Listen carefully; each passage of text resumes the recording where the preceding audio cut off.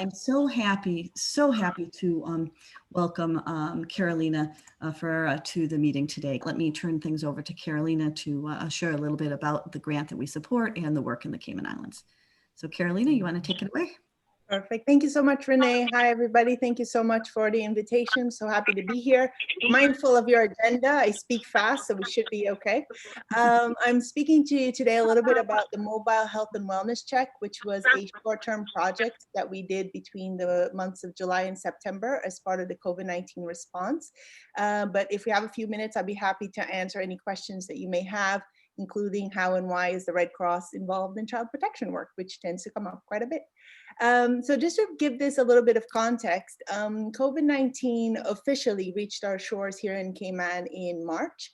And basically the timeline between the confirmation of the first case, the first COVID attributed death, which is the only one that we've had very fortunately to date, the closing of schools and then the subsequent lockdown measures, they all happened within a very short period of time, which was give or take 2 weeks. Our schools closed on March 16th, and originally the intention was for them to be closed for a period of a month, but it became really clear really early on that there was no way that schools were going to be reopening in April. And at first, the population didn't fully grasp the gravity of the situation. And it wasn't until the government issued a full 48-hour lockdown that movement restriction measures actually started to work. So for us, as a disaster response agency, we know that emergencies disproportionately impact the most vulnerable.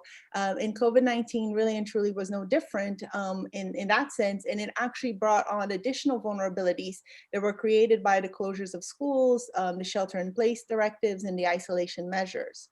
So as a part of the National Emergency Operations Center, we have been flying the child protection and social protection flags for quite some time.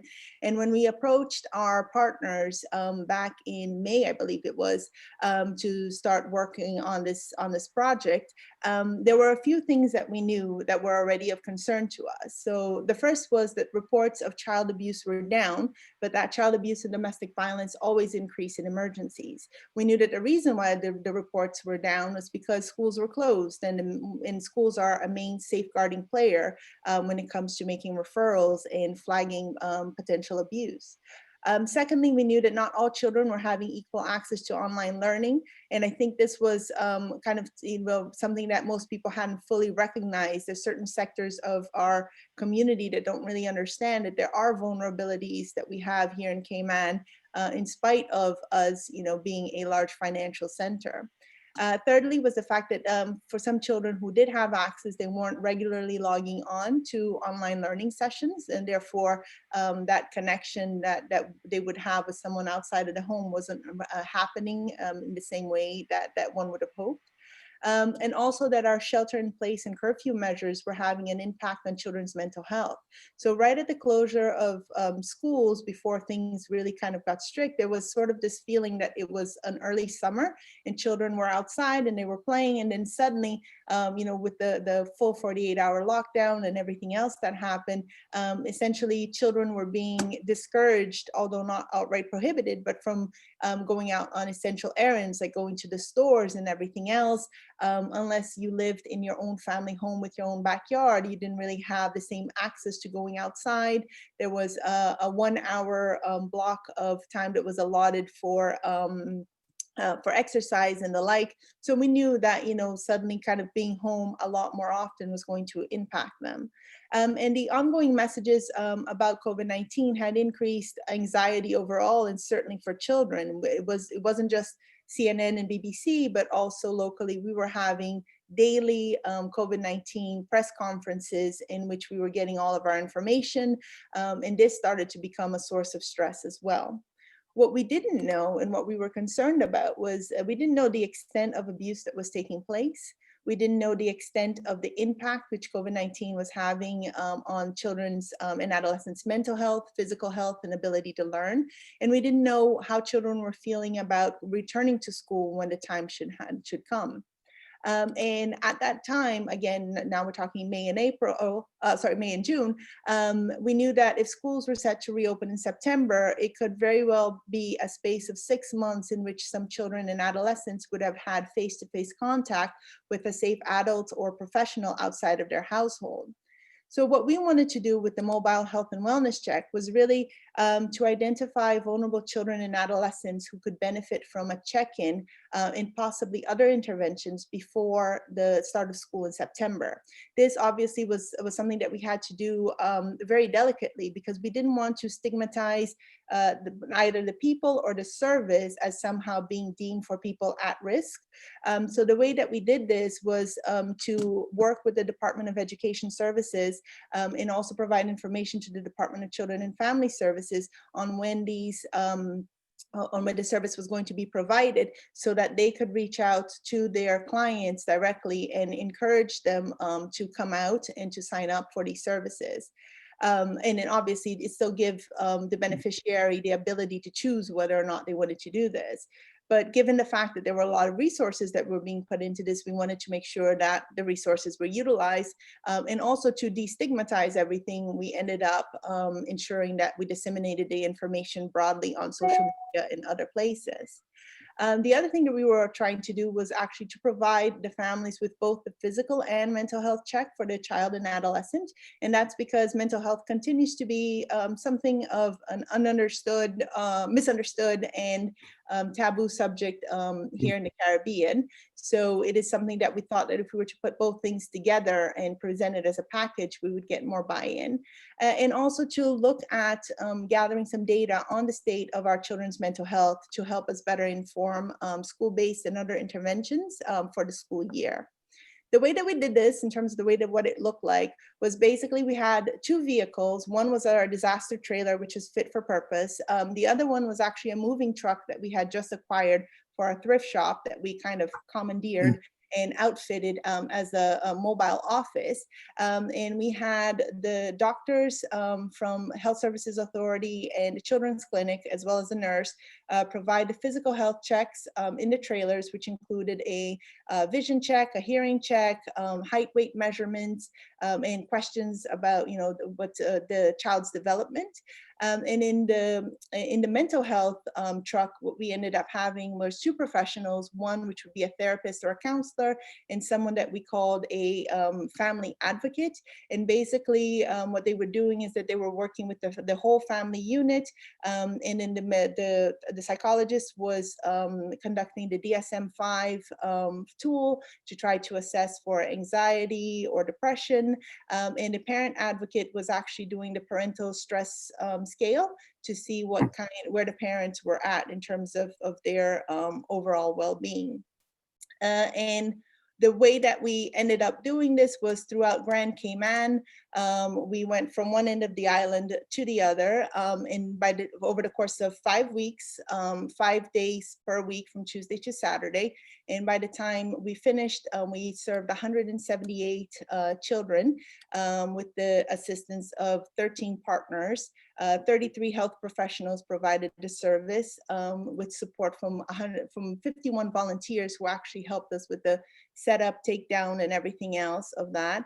And we ended up with 99 referrals for physical health follow-ups, 58 referrals for individual counseling for children, 26 referrals for psych educational evaluations for children, 11 families being referred for family counseling, 9 parents being referred for individual counselings, and 43 referrals for parental support. And yeah, so we're still processing all of the information that we have, that we've received to try to get that. It was quite overwhelming, actually. But the one good thing that has come out of it is that we have been able to secure some mental health counseling sessions for 18 of the most vulnerable cases that have been identified. So there's actually almost like a phase 2 of this project that is now kind of underway. I think that's more or less it. So if you have any questions, please let me know. That's terrific. That's terrific, Carolina. Maybe let's open it up. Does anyone have any specific questions for Carolina, or do our Caymanian board members want to amplify anything that she's mentioned about grant making in Cayman, especially with the Red Cross? I think my only question is, you need permission of the parents, right? When you were saying that you reached out to have people sign up, the children aren't signing up, right? How does that work? Right. So basically, the way we had the Department of Education Services and the Department of Children and Family Services inform people of the service, and then they had to book it directly with me. At which point, they filled in a form online, booking their children, and then providing all of the necessary authorizations and whatnot for their children to see the doctors and everything else. So yeah, so we had a proper sign up that people, because it was left up to them to come to us. So yeah, so then they registered either directly with us online or on the day on site. We actually had a form for them to fill out, giving us permission and whatnot, and registering their children. And maybe just for some background, we don't have the Canadian version of healthcare here. We're much more like the US, where it's pay per service. So the fact that they were getting access to the doctors without a charge was an appeal to, I assume, would be an appeal to the families, because normally you would pay a per visit fee. Terrific. Thank you, Carolina. Does anyone else have any other questions or observations about the work we supported? No, I would just thank Carolina and really the great and important work that they're doing in the Cayman Islands. Thank you. Thank you. Thank you so much, Carolina, for joining us. Really appreciate it. Can I just ask a quick question, if you don't mind, Renee and Carolina, while you're on it? And I think what you're hitting on there is a really, really interesting part, is the mental health part of this, and the are you able to determine the extent that is happening through abuse, neglect, or just sort of circumstances that we're currently in? I think of ourselves as a charity, and I think we need to open our minds a little bit as to the extent of the damage to mental health that is going on, not just because of the situation, but actually the people who are around them who are affected by this situation, that is either intentionally or unintentionally transferring itself onto young people. So when you kind of look at this, how do you sort of, if it's possible to say, compartmentalize where the those mental health issues are coming from? Are they coming within the family, some of the stuff they're getting on the internet, or is it just predisposed people who are anxious anyway about the situation that we're currently in, even though they might have a very strong support network around them, particularly within their family? Right. So for us, so essentially what the project served as was almost like a triage to try to figure out what were some of the key things that were coming out. And we found that there was a combination of things, both existing factors as far as, so for example, we had several families where it was a guardianship situation. So say grandma who was taking care of a group of kids because one parent was out of the picture, another one may have been incarcerated. And then so you already had the underlying vulnerabilities that then were exacerbated because of the COVID lockdowns, not being in school, not being able to have people over in your home and all of that.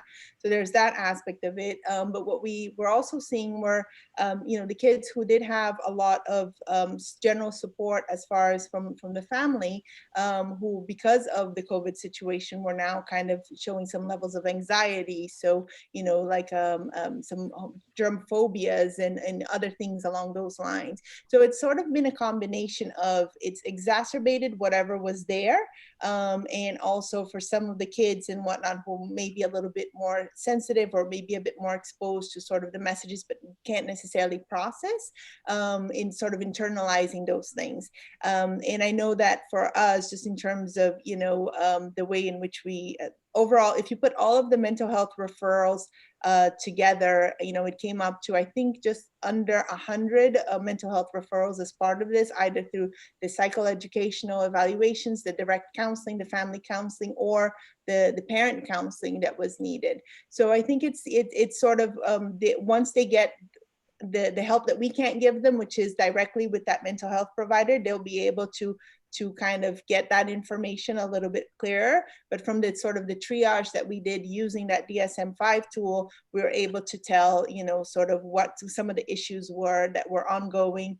And there was even other things along the lines that came out. So I think there was a situation with a very young child who should have been developmentally should have been further along, but then there were sort of physical issues with hearing and whatnot that weren't identified until they did the hearing check. It's like, oh, so that's where now these sort of aggressive behaviors are coming from, is because this kid can't hear. And, and it's just like, so as mom is trying to yell at them to get something done and getting frustrated, they're reacting, but they can't properly hear. So there are all these things that I think just sort of came together. And what we could do with this at least was just to at least trying to figure out what are the points of, where this is existing and where the points where this is sort of COVID related. So to some degree, yes, I hope that answers your question, but it's just like, but more thorough, I guess, a more thorough answer would need to come based on the work that is done with these individual families. Thank you, Carolina. Thank you so much. Thank you for the work that you're doing with your team, and thank you for giving us so much content today. I think it's really helpful